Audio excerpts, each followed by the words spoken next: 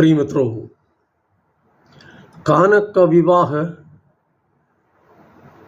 3 मुख्य घटनाओं का संगम स्थान है। एक, माता मरियम के आग्रह पर यीशु ने पानी को दाखरस में बदलकर पिता निर्देशित समय से पहले ही अपने आम जीवन का औपचारिक उद्घाटन किया।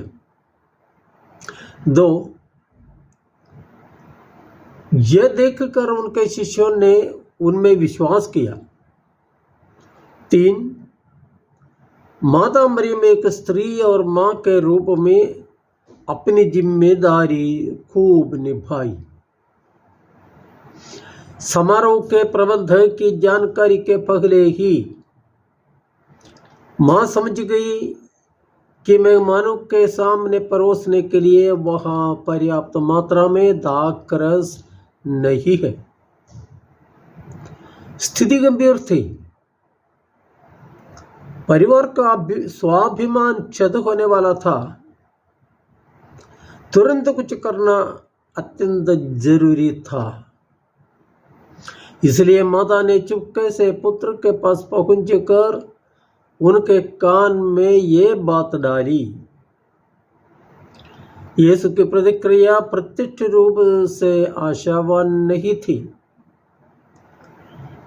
लेकिन मां कोई बहस नहीं करती है। उसको पूरा भरोसा था कि पुत्र वो करेगा। इसलिए मां ने सेवकों से कहा, वे तुम लोगों से जो कुछ कहे वही करना। इस प्रकार यीशु पुत्र का पहला चमत्कार माता मरियम के आग्रह पर संपन्न हुआ। इसमें एक बात और है।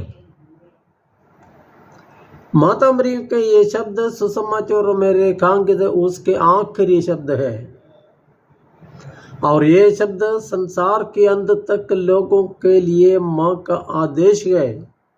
वे तुम लोगों से जो कुछ कहे वही करना। प्रभु की शिक्षाओं का अर्थ समझकर उनका पालन करने की कृपा के लिए हम प्रार्थना करें।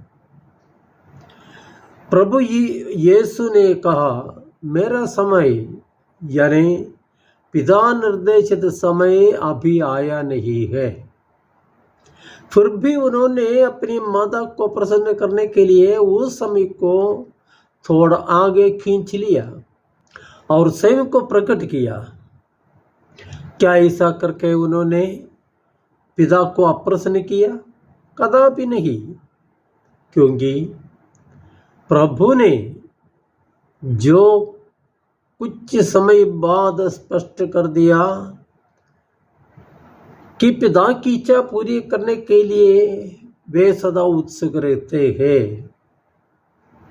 मन वचन कर्म से प्रभु ने जो भी किया वो सब पिता की इच्छा के अनुरूप ही था। पिता की इच्छा पूरी करना उनके लिए भोजन के बराबर था।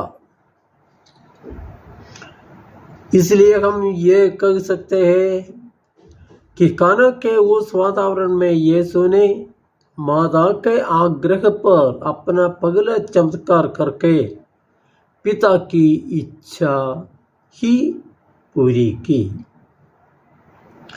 हर बात में हम ईश्वर की इच्छा खोजें और उसके अनुसार अपनी जिम्मेदारियां निभाए।